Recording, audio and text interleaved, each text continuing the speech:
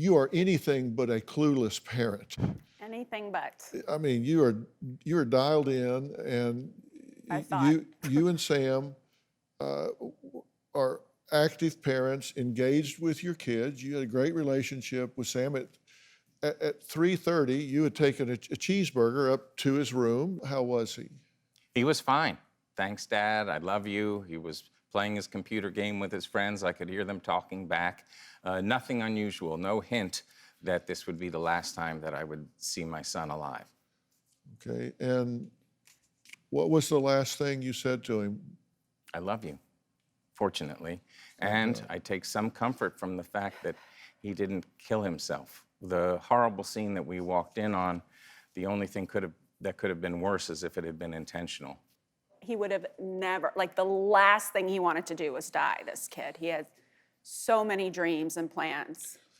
So regarding those plans, an hour and a half later, you go up because you want to talk to him about the internship. I was following up on him that morning, asking me to come talk to him. And unfortunately, our son walked into the room in front of me and saw him first and spun on his heels. And then I walked in and found him.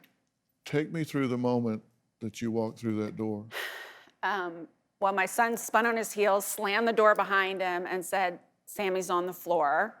And I walk in, and I saw him pale and in a pool of vomit, and I screamed and I was trying, I was shaking, but I was trying to feel a pulse, and at the same time, I'm screaming for Sam, and he came up and started administering CPR while I called the ambulance, and the paramedics got there very quickly. It probably was within 3 to 5 minutes. It felt like, an eternity, but it was very quick. And then they worked on him for probably 30 minutes and then came down and told us that he was gone. And what was it like to hear those words?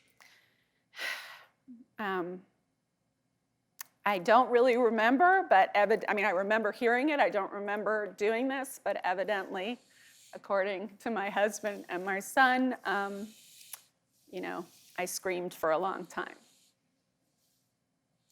And as my younger son put it, it sounded like someone was killing you. And I said it felt like that. Because it hit you at that point, because you had to know this was bad. I knew after the paramedics started working on him, I have bruises all over me. I was just throwing myself around the floor, praying to God and just praying that he would breathe again. How do you wrap your head around the world without Sammy in it? I don't know yet. Feels like our heart is broken. That's a saying, but you can feel it as if someone's hurt your heart. It's hard to breathe. It's hard to be around anymore. I know we will be okay eventually, but I don't yet know how we'll get there. Waking up in the morning and it dawns on you that the world is not a safe place and your son isn't around. But there's a few seconds before you realize he's not here. I'm not aware of a few seconds. It just hits you right away. There's nothing bigger. There's nothing that makes it go away. If you wake up in the middle of the night, it's there. And the only thing that has helped doesn't help with the grief and the pain, but the helplessness and the rage that goes along with the grief and the pain, getting the word out and trying to, help other families stop this from happening to their children helps with that piece. It doesn't help with the pain and the grief, but at least it's like easier to hold if it's not wrapped up with so much helplessness and rage. And we hope that dealer knows that the police are breathing down his neck and that he's aware of all of this publicity and hiding in his hidey hole somewhere, scared to death. do you have a story or question for me? Click the link in the description and tell me what in the world is going on with you, because I want to know.